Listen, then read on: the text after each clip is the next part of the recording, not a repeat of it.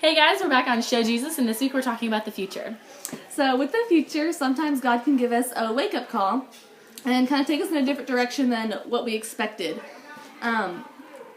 In Jonah 1 through 17, it talks about when Jonah was swallowed by the whale, and we kind of think that at first that God is punishing Jonah because he's swallowed by a whale, and then we find out that God is saving him and is allowing him to just have time with God so that God can tell him that he needs to redirect his life.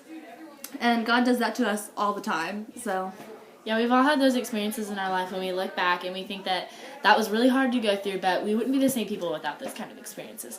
So when I was studying the future and I was trying to figure out what to say this week, I came across the verse Proverbs 15:22, and it says, "Plans fail for lack of counsel, but with many advisors they succeed." And that verse really just hit home for me because so many times we're just like, oh, well, if God wants that to happen, then, he'll make it happen. But you have to plan things. Like, you can't just wake up one day and go check the mail and you got accepted to college. No, you have to you have to apply for colleges, you have to apply for scholarships and all that stuff, which is kind of what it inspired us to do this one, college and everything. And you even just on a smaller basis, you have to set an alarm so that you wake up and go to church. You can't just be like, oh yeah, I'm going to magically wake up and then I'm going to go to church. And, you have to plan alone time and all of that.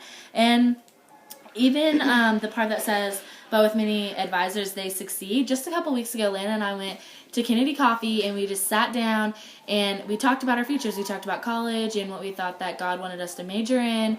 We talked about a whole lot of things that has to do with the future, and it was just really nice being able to talk about that with your spiritual community. You can do that, and that's what God's talking about when he's saying with many advisors, that he really does want us to not just try to do everything ourselves. But with saying that, you also have to be really ready if God decides to change your plan.